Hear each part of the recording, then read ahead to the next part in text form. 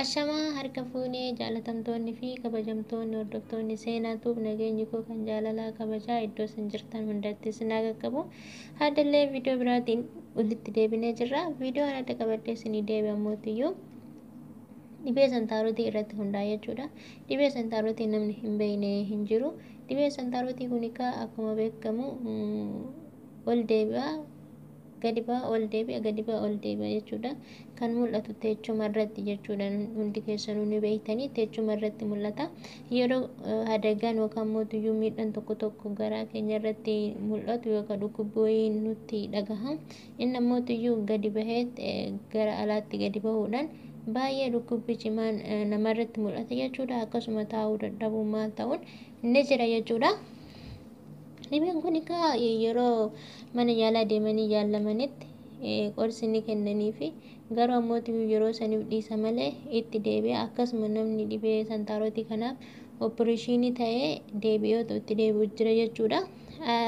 Kanaaf qorsa yookaan mootiyyuu dawaa addaa wayii qabadhee isinii deebi'ee jira. Viidiyoo kanatti osoo seennu dur warri chaanaalii kanaaf haarawaa taatan subscribe gochuudhaan gara maatii keenyatti dabalaman isiniin jedha. Akkasuma viidiyoo bareedduu barumsa of keessaa qabuu fi wantoota garaagaraa isin barsiisan isin biraan gahaa jechuudha. Isin biraan gahaan ture ammas isin biraan gahaa.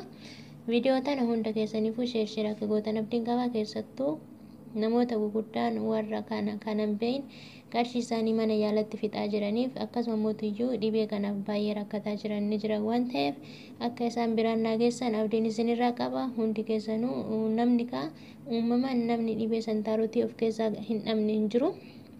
Hundi isaaniitiyyuu ni qaban jechuudha. Dhiira ta'ee dubartoonni namni dhibee santaarotii hin qabne hin jiru. Garuu gadi bahuu dhiisuu danda'a. Maaliif gadi baha yoo kan jettan ta'e fakkeenyaaf kan dhiiraa maaliif gadi baha yeroo jedhamu yeroo garaan keessan goge nyaatarraa ta'a wantoota adda addaa miidhama garaagaraa jira ta'uu danda'a. Yeroo garaan keessan isin goge shintibeetii taa'uudhaaf yookaan ammoo tiyyuu sagaraa baasuuf tutturtan ta'e yeroo san sagaraa isin baasuuf taatanitti humna cimaadhaan of keessaa baasuudhaaf kan ittan yookaan mootiyyuu of keessaa baasuuf rakkattanitti santaaroticha jechuudha gadi bahuu danda'a jechuudha. Sababa isin humnaan of keessaa gadi baasuuf rakkattanitti inni yeroo san gadi baha jechuudha gara alaatti jechuudha. Teechuma keessan gara alaatti gadi baha jechuudha. Kanaaf akka hin taaneef mootiyyuu nyaata garaa keessan isin lallaaffisuu fi akkasumas mootiyyuu wantoota garaagaraa irraa bilisa ta'uun gaariidha jechuudha. Dhibeen kun akka gadi hin baane garaa nama keessa ni jira akka gadi hin baaneef yeroo gadi bahe baay'ee nama rakkisa.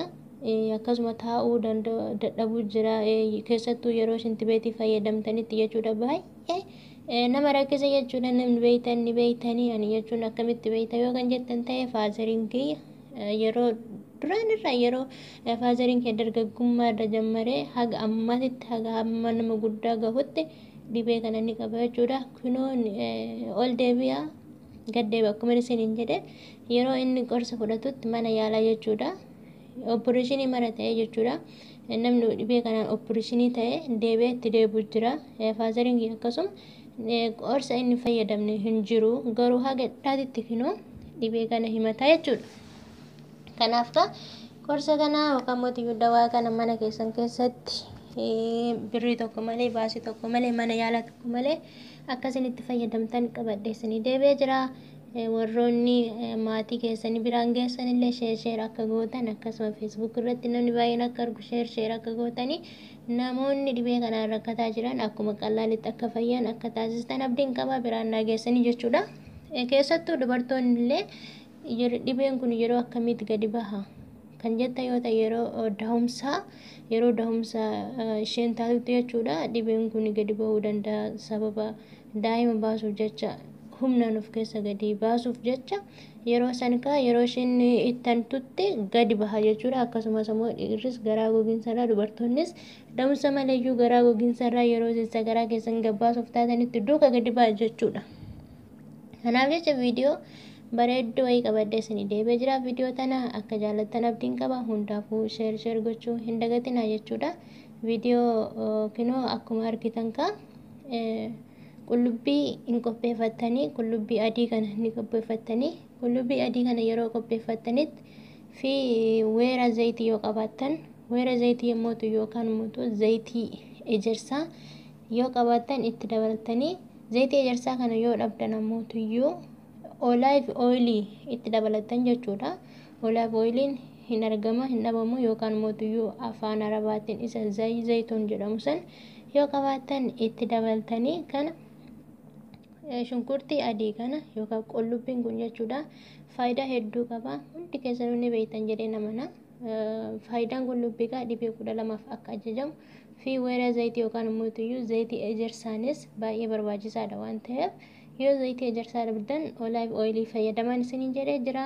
Kana qullubbii kana erga walitti daayitanii isa arfan kana erga walitti sirriitti jimgootanii bulleessitanii weeraa zayitii yookaan mootuyyuu olive oil itti dabalatan jechuudha.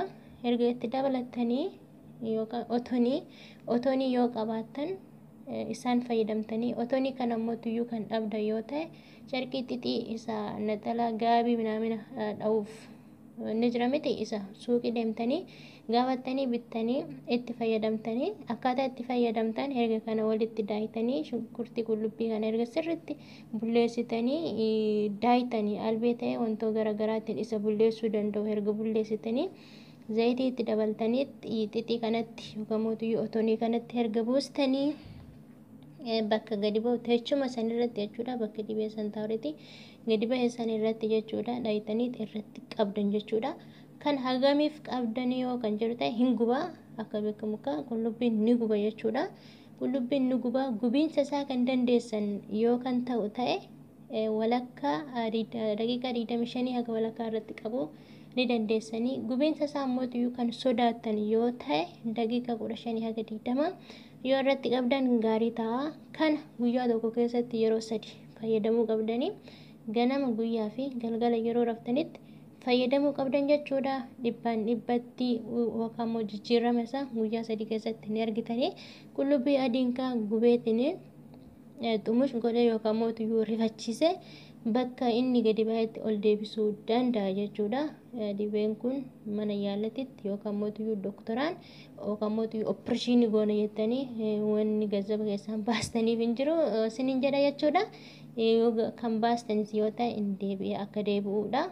Kunoo mana keessan keessatti qorsa kanaan yookaan mootuyyuu dawaa kanaan fayyuu ni dandeessanii qullubbii diimaan gubee rifachiisee jechuudha bakka inni gabba'e sanitti ol deebisuu danda'a. Kana guyyaa keessatti akkuma isiniin jedhe yeroo 3 fayyadamuu qabdanii wuxxeetii isaa yookaan mootuyyuu jijjiirama isaa guyyaa 3 keessatti arguu ni dandeessan jechuudha. Kana kan fayyadamtan haga dhibichi kun yookaan santaarootichi kun bakka gadi ba'e sanitti haga ol deebi'utti ni fayyadamtan jechuudha. Dhibbaan dhibbatti jijjiirama isaa ni argitanii fayyadamtanii deebitanii osoo na barreessitanii koomentii natti tola. Dhibeen kun ammoo maalirraa nama qaba kan jedhamu ni jira. Dhibeen kun kan nama qabu jedhan duraan warri baadiyyaa keessa jiraatan maalirraa nama qaba kan hin jedhanii ni haasan jechuudha. Ni haasaan nagahe dhagaa ho'arra yoo teesse dhibee santaarootis qabuu danda'a jedhu. Akkasumas ammoo baala barzaafitiin teechuma keessan kan xarayda yoo ta'edha jedhu namoonni akka kiyyaa waan haasaa kana kan dhageessanoo jiraatan koomentii alatti xiqqees gochuu hin dagatina. Kan ani kan dhagaye akkas ta'uu dhiisuu danda'a hin beeku san waan inni irraa beeku hin qabu dhagaa ho'arra hin taa'inaa jedhanii akkasumas yeroo shintibeetii fayyadamtanitti baala barzaafii hin fayyadamina jedha jechuudha. Keenya namootii gurguddaa abbootii keenya jalaan dhagee haasaa tana namni akka kiyya dhageessan akkuma isiniin jedhe koomentii alatti na barreessuu hin dagatina. Waa baay'ee irraa argattanii koomentii jalatti illee yaada keessan gaafis yoo qabaattan barreessuu hin dagatina. Hundaafuyyuu viidiyoo tana sheer akka gootanis abdiin isinirraa qaba. Keessattuu heebba argattanii namootiin gurguddaan birii dhabanii mana jaalaaf dhaqu dhabanii yookaan mootuyyuu dhibee kana baay'ee rakkachaa jiran baay'eetu jira waan ta'eef akka biraan nageessanii heebbas isaanirraa argattan abdiin qaba. Viidiyoo biraatiin walitti deebina. Haga walitti deebinutti nagaan naa tura.